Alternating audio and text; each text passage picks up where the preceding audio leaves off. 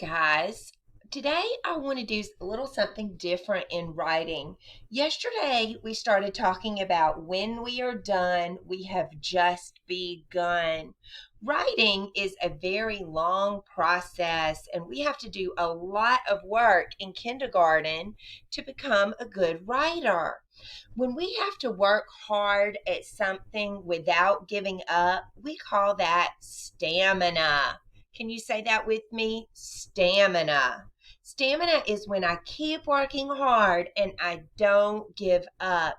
And that's what we're going to do to become a good writer. We're going to use our stamina. Today, I want to read you a book about stamina. And this title of this book is Dex, the Heart of a Hero. This book was written by Carolyn Buehner. She is the author. The person that writes the book is the author. And it's illustrated by Mark Buehner. He is the person that draws the pictures. The illustrator draws the pictures. Right now, I can look at this book and tell that it is going to be what kind of book? You're right, a fantasy book. We know that dogs don't wear clothes, and we certainly know that dogs don't fly. So this cannot be a book about something that really happened. It's going to be a fantasy book. Let me open up and find my title page. Dex, the Heart of a Hero. Dexter was a little dog. His legs were little, his tail was little, his body was little. He looked like a plump sausage sitting on 4 little meatballs. Being the size that he was, Dex was often overlooked. The other dogs grew tired of waiting for Dex to catch up when they played chase, and after a while they forgot to invite him at all. No one really seemed to notice him, except when Clevis, the tomcat, demonstrated how he could stand right over Dex and not even ruffle his fur. Yes, everything about Dex was little, except his dreams. He wanted to be a hero. He could just see it. The mighty Dex flew up into the dark and starry night. But wanting and being are 2 different things. Dex lived on dreams until one day, after crawling out from under Clevis yet again, he decided there had to be more to life than gazing at the underside of a cat. There had to be more to him. If he could be a hero, he would. So Dex started training. He read every superhero comic book he could find. He watched every hero movie ever made. He even went to the library. Furiously he studied, knowing everything depended upon him. Dex figured that a hero must have strong muscles. He needed exercise and lots of it. Dex started trotting to the corner and back every morning. He hopped over every crack in the sidewalk. Look at Dex. Is it easy work? You're right, it's hard work. Is he giving up? He's not. He's using his stamina. He struggled to climb the garbage pile up and over and down, then up and over and down again. All day long he worked, day after day. Even at bedtime, when he wanted to flop on the rug with his tongue hanging out, Dex forced himself to circle 5 extra times. The mighty Dex pressed on through wind and rain and storm and fatigue. When it got easier to run around the corner and back, Dex did it again and again and then again. And then he dragged his sock filled with sand as he ran, then 2 socks. When Clevis was bored and stood in the middle of the sidewalk to block his way, Dex dropped to the ground and slid right under him. He was too busy to be bothered by Clevis. Dex was tired.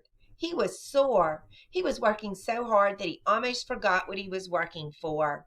But one night, as he dragged himself to bed after his last set of push-ups, Dex stopped in front of the mirror and flexed. He could feel them. He could see them. Muscles! Faster than a rolling ball, stronger than the toughest rawhide, able to leap tall fences in a single bound. Now Dex didn't take the stairs. He skimmed them. He leaped over hydrants. He vaulted up curves. He could jump over the garbage mountain without touching the top. He could run like the wind. He felt as if his legs had springs. He used his stamina until he got strong, and that's what we're going to do. Only one thing was missing. Finally, a small brown package arrived. Dex ripped it open. His hero suit. It was red with a shiny green cape, and it fit like a glove. Dex loved the way it felt. He loved the way it looked, and he loved the feeling he had when he put it on. He was ready. With the courage of a lion, the strength of a bear, and the heart of a hero. When Dex went out in his suit for the very first time, he looked up the street and down. He noticed a young pup trying to cross the street. Dex sprang into action. "May I help you?" he asked. He guided the wide-eyed pup across the street and grinned as the pup stared up at him with his mouth hanging open. The pup whispered, "Wow, it's Superdog." Superdog. Dex liked the sound of that. Of course, when Clevis saw Dex, he just had to comment, "Hey, Dex, where's the party?" And when he saw him a few days later, Clevis called out, "Look, everybody, it must be Halloween. Anybody got a treat for Dex?" Dex was so busy that he was able to ignore Clevis for the most part. The only time his face even got red was when Clevis yelled, "Where'd you get that dress up?" Dex had to wonder if Clevis saw anything but the suit. Didn't he understand that the suit was just a way to let people know he was there to help? The sun glinted off his emerald cape as Superdog raced to the rescue. There was a mouse he saved from a sewer, a purse snatcher he tackled. He fixed his neighbor's sprinkler. He found a lost kitten, pulled a rat away from a live wire, tracked down a lost wallet, put out a trash fire, and organized a neighborhood cleanup day. It seemed that now, whenever anyone needed help, they turned to Dex, and Dex had never been happier. Late one evening, there was a banging at the door. When Dex answered, it seemed as if the whole neighborhood was yipping and yowling in a panic. "It's Clevis," they shouted. "He's stuck in a tree. Hurry, Dex, hurry." Dex raised his eyebrows. It was not like Clevis to move enough to get into any trouble. In a flash, he was dressed and ready.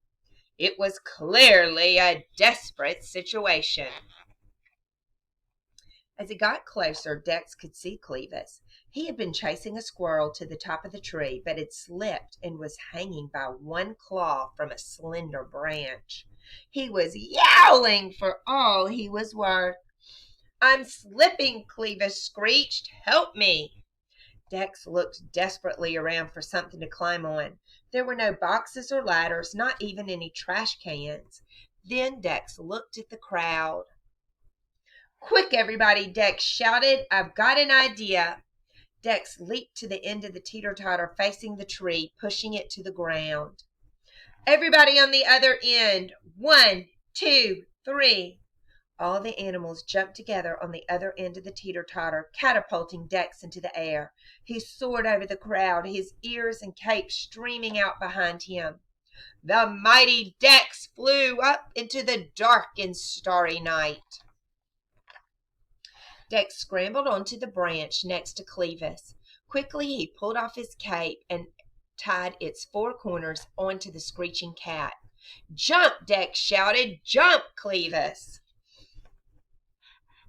With an ear-piercing shriek, Clevis let go.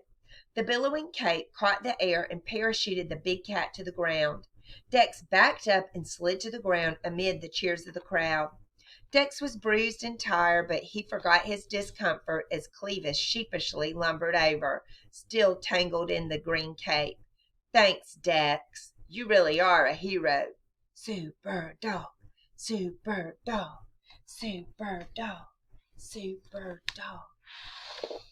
Dex didn't think he could feel any better, but he did just a little the next day when Clevis sidled up next to him and whispered, Say, Dex, could I be your partner? Dex looked at the big tomcat. He looked him up and down. It would take a lot of work to turn Clevis into a hero. He could hardly wait. Sure, said Dex with a grin. Sure. With twice the brains and triple the brawn, our heroes forge on, ever ready to lend a helping paw. Dex had to use a lot of stamina to become Superdog, didn't he? And I think Clevis might need even more stamina if he's going to become a super cat. Today, I want you to use your stamina while you work in your journal. Remember, when you're done, you've just begun. Keep trying and don't quit, and make great journal pieces. Have fun!